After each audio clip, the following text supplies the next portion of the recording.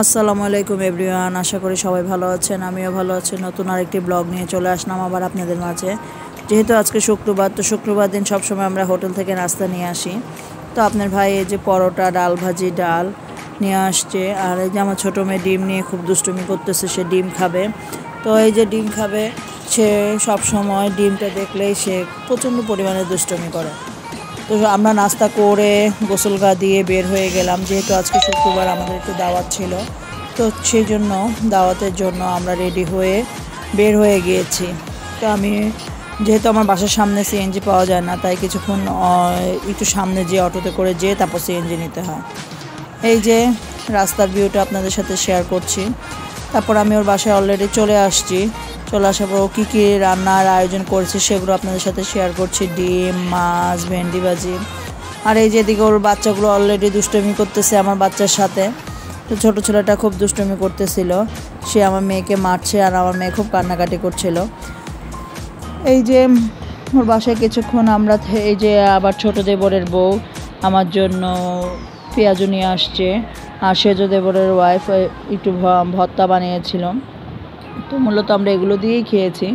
আসলে আমি একটু ভর্তা ভাতি পছন্দ করি, তাই আমার জন্য একটু ভর্তা ভাতির আয়োজনটা ওরা করেছিল। পেঁয়াজু করেছিল, দেবরের বউ আবার কই মাছের ভর্তা করেছিল। তো অনেক মজাই হয়েছে। আসলে ভর্তা দিয়ে ভাত খেতে খুব ভালোই লাগে। তো এদিকে আমার মেয়েদেরকে না ভাত খাবারের জন্য সব কিছু আয়োজন করে দিয়েছে। তো আমার মেয়েরা খাচ্ছে, ওদের খাওয়া হলে তারপর আমরা খাবো। আর খাওয়া দাওয়া কমপ্লিট করে আমি আবার বেশিক্ষণ থাকিনি, আমি সন্ধ্যা লগ্ন করে চলে আসছি বাসায়। এই যে সন্ধ্যার সঙ্গে সঙ্গে এসে চাটা খেয়েই চলে এসেছি বাসায়। চলে আসার পরে যেহেতু আমার পরের দিন একটু কাজ ছিল, বাইরে যাব আমি, তাই আমি আর ওর বাসায় দেরি করিনি। দেরি না করেই আমি চলে এসেছি। তো এটা ছিল তার পরের দিন সকালের ভিডিও। যেহেতু শনিবার দিন, বলেছি আপনার ভাইয়ের সাথে একটু পাঠান বাজার যাব। আমি সবসময় পাঠান বাজার থেকেই শপিং করি। তো মূলত একটু শপিংয়ের জন্য আমি পাঠান বাজার গিয়েছিলাম। তো পাঠান বাজারে আমার কাজ কমপ্লিট করে আমি আবার আসার পথে, তো ওখানে যে ভাইরাল লাচ্ছি পাওয়া যায় এলিফ্যান্ট রোডের, সেখানে একটু লাচ্ছি খাওয়ার জন্য আপনার ভাইকে বললাম যে চলো আমরা একটু ভাইরাল লাচ্ছি খাওয়ার জন্য এলিফ্যান্ট রোড দিয়ে যাই। তো যাওয়ার পথে আপনার ভাই এই যে এখানে থামিয়ে একটু ছাওয়ার মধ্যে ছায়ায় রেখে তারপরে যে লাচ্ছির জন্য গেছে। আসলে এত লাইন ছিল ওনার লাচ্ছিটার জন্য। ওনার লাচ্ছিটা হেভি টেস্ট ছিল, আর অসাধারণ বলতে গেলে এক কথায় অসাধারণ। আর এতটাই জ্যাম ছিল, ভিড় ছিল, সে অনেকক্ষণ লাইনে দাঁড়িয়ে থেকে তারপরে নিয়ে আসছে। খাওয়ার পর খুব ঠান্ডা, আর একটু ঠান্ডাও ছিল যেহেতু গরম পড়েছিল শনিবার দিন। আর খাওয়ার পরে খুবই ভালো লাগলো। তো আমরা খাওয়া দাওয়া কমপ্লিট করে যে বাসায় চলে আসছি। বাসায় আসার পর আমি একটু আবার একটু রসমালাই অর্ডার করেছিলাম। তো রসমালাইটা চলে আসছে, আর রসমালাইটা এত টেস্টফুল ছিল যে খেতে অসাধারণ লাগছিল। আর এদিকে আমার ছোটো মেয়েটা খুব দুষ্টুমি করতেছিল। সে বারান্দায় বসে বসে অনেকক্ষণ বসে সে বাইরের দিকে তাকাচ্ছে, দেখছে, কিন্তু রোদও ছিল, রোদের তাপটাও বেশি আসতেছিল।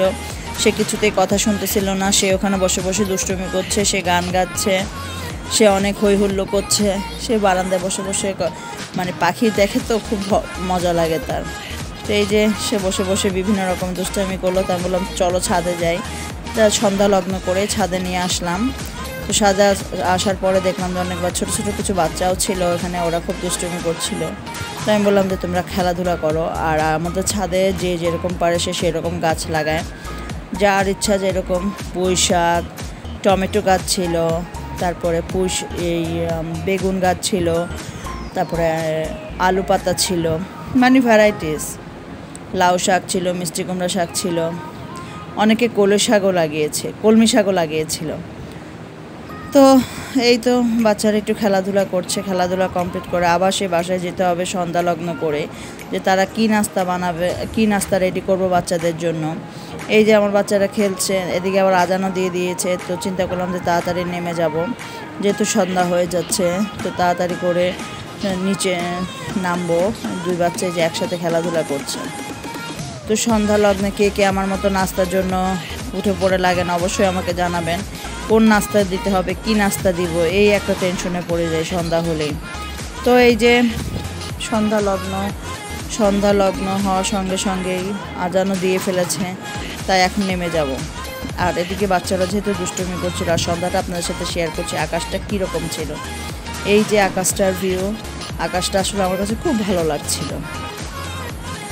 তো এই যে সেই চিরচেনা সন্ধ্যার পরেই হচ্ছে নাস্তার আয়োজন। কি নাস্তা করব, কি নাস্তা বানাবো, বাচ্চাদের জন্য কি করলে কোনটা ভালো হবে সেটা নিয়েই তো একটু শেয়ার করলাম আপনাদের সাথে রাস্তাটা, যে সন্ধ্যার সময় রাস্তাটার ভিউটা কেমন দেখায়। যেহেতু আমি 8 তলায় থাকি, আমার 8 তলা থেকে দেখাচ্ছি। তো এটা হচ্ছে আমি একটু মোগলাই বানাবো। মোগলাই বানানোর জন্য এই যে মোগলাইয়ের এই যে খামিটা করেছি, এই যে খামি করে রেখেছি। এই যে এখন আমি মোগলাই অলরেডি একটা ভাজ করে এই যে বানাবো, রুটির মতো পাতলা করে বেলে তারপরে হচ্ছে আমি মোগলাইটা রেডি করব। তো আমি ইউটিউবে দেখেছিলাম যে কিভাবে বানাতে হয়। এই যে পাতলা করে বেলে তারপরে আমি এখন মোগলাই যে ভাজটা, সেই ভাজটা আমি দিব। তো এই যে অলরেডি 3 চামচ আমি দিয়ে ফেলেছি। 3 চামচ দিয়ে সেম মোগলাই যে ভাজটা, সেই ভাজটা আমি করে তারপরে দিয়েছি। তো কারা কারা আমার ভিডিও দেখেন অবশ্যই আমাকে কমেন্ট করে জানাবেন। অবশ্যই আমার ইউটিউব চ্যানেলটা সাবস্ক্রাইব করবেন, লাইক দিবেন, কমেন্ট করবেন। অবশ্যই কোনো কিছু জানা থাকলে আমি আপনাদের সাথে শেয়ার করব, জানাবো। বলতে চাই যদি কোনো ভুল হয় আমাকে জানিয়ে দিবেন। তো এই যে বাচ্চাদের নাস্তার আয়োজনে যা থাকলো আর কি, একটা মোগলাই অলরেডি আমি চুলায় দিয়ে ফেলেছি, আর একটা আমি ভাজ করে রেখে দিয়েছি। আর একটুই ছিল, তো আমি এটা দিয়ে আলু পুরি বানিয়েছিলাম। আর যেহেতু একটু খামে ছিল আর আমি দুপুরে একটু আলু ভর্তাও করেছিলাম, তো চিন্তা করলাম একটু আলু পুরি বানিয়ে ফেলি। তো সেটা দিয়ে আমি আলু পুরি বানিয়ে তারপরে আমি রেডি করেছিলাম। এই যে আলু পুরিও হয়ে গেল। তো যারা আমার ভিডিও দেখেন, আল্লাহ হাফেজ।